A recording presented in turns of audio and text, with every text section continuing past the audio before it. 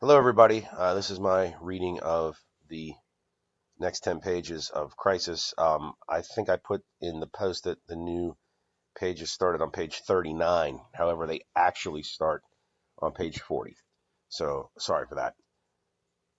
Okay, bear with me, sorry. And let me get started. Okay, exterior, dark alley, night. Pittsburgh legend, Donnie Iris and the Cruisers hit Agnes, blast from the radio of the parked car. Interior of the car, night. Duncan nods his head in time to the beat. The driver takes a hit off the joint, passes it over to his passenger. Blackmail. Donnie. Man, why you think he never made it big outside of Pittsburgh? Duncan. Don't know, man, but it's kind of cool, you know? Like he's all ours. Blackmail. All ours. Duncan. Yeah, like Roberto Clemente. Blackmail. That freak Warhol. Duncan smiles a stoner grin. Duncan. That dude that did the autopsy on Kennedy. Man, what's his name? Blackmail. And Bruno Sammartino. Duncan. No, man, he was a wrestler. The driver breaks into a laughing fit. Blackmail. You think I'm ignorant? Man, I know. Just talking about our people.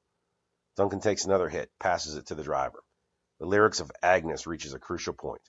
Donnie Iris sings off screen. She didn't know he had his gun. Blackmail. Man, I love that part. The bitch took Louis's gun and she kills that motherfucker.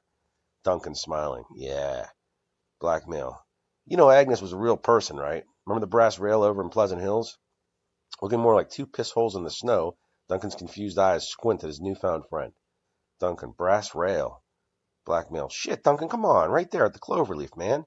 All us Homestead brothers could go there and get served as long as we had some hair on our face, remember? Feigning understanding, Duncan nods. The driver takes a hit of weed. Duncan. The brass rail. Blackmail.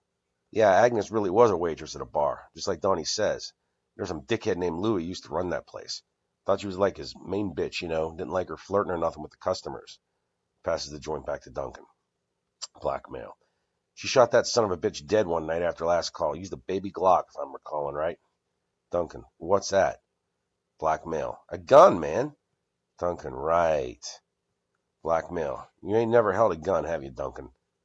Duncan looks at the driver, now ashamed. Hey, man, I'm not into violence and stuff. Blackmail. Violence? Guns are about protection. Your God-given right. Open the glove box, man.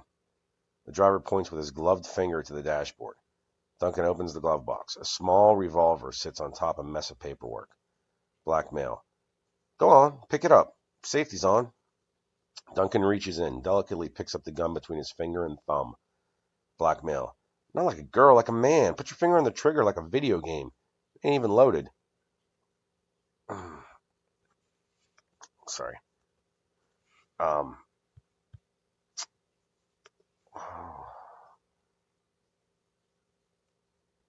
Oh, apologize.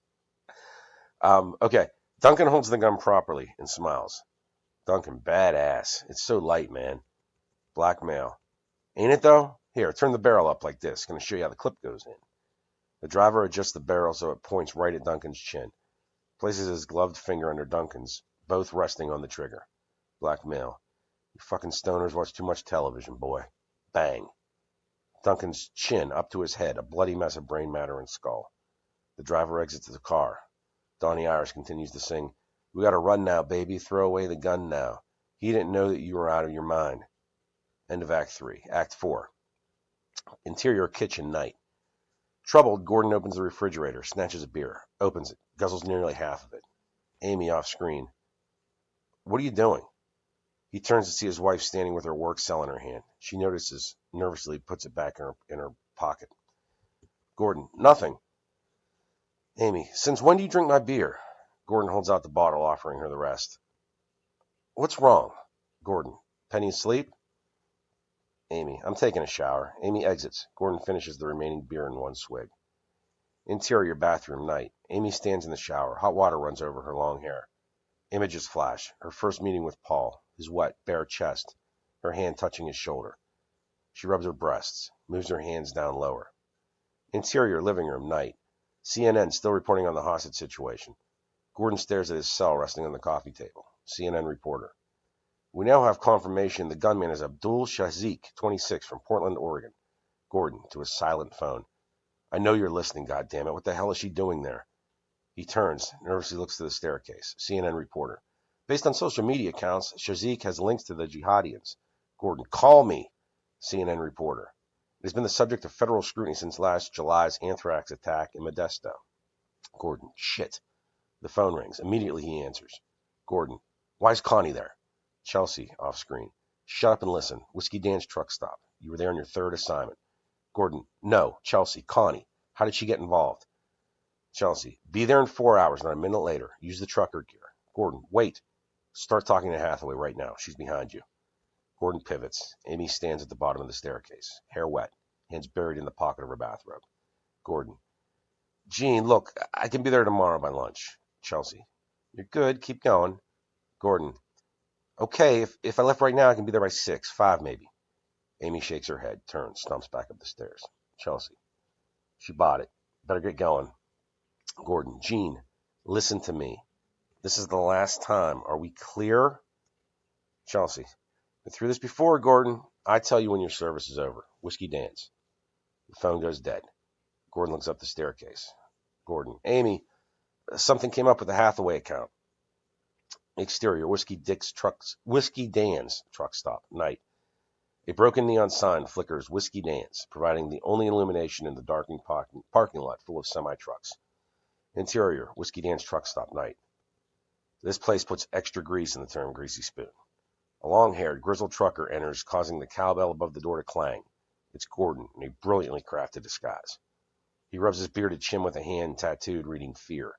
He takes his seat at the counter, his other hand tattooed with none. Waitress, coffee? Gordon, yep. Gordon studies the room. Tired truckers, a haggard businessman, a frustrated single mother with 2 preteen sons and a slutty teen girl. A scene that is likely all too common in its diversity at a place like Whiskey Dan's. The waitress returns, pours a steaming hot cup of coffee. Gordon's eyes focus on the businessman.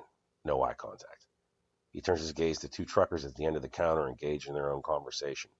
No eye contact. Gordon pours sugar in his coffee, takes a sip, scans the room again. Eye contact with the teen girl. She smiles. He squints, registering whether this is simply an oversexed, hormone-fueled teen Lolita flirting with him or his contact. He takes his cell out of his coat pocket, looks at the menu. No new calls. Another swig of coffee. He looks down at his lap, a female hand on his crotch. The teen girl has taken a seat by him at the counter. He gently pushes her hand away, looks over at her mother, who is struggling to keep her rambunctious sons focused on their meal. The girl places her hand again on his crotch. She smiles. Gordon, not interested. Teen girl, you sure? Gordon, never been more sure, darling. Teen girl, you queer? Mother, Jeannie, get over here. She stands, stares seductively at Gordon. Yeah, I bet you're gay. Mother, Jeannie, leave him alone. The trucker is at the end of the counter, chuckle. She sachets back to her table. Gordon takes another gulp of coffee, smiles to his fellow truckers. He looks down to his lap. A scrap of paper rests on his crotch. Gordon takes the paper, opens it. Trucker number 1. Gave you her number, did she? Gordon looks up from the note. Gordon. What? Oh, yeah, happens all the time. He joins the truckers in a solid laugh, folds up the note, places it in his pocket. Trucker number 2. Hell, man, you ain't going to use it, I will. Gordon flashes a nervous smile through his long beard. Trucker number 2. I'm serious, that girl wants laid, and you too afraid to give it to her. Hell, share and share alike, I say. Gordon. Yeah, well, I'm just going to keep it for later. Trucker number 2. Bullshit, man. Pass that down here.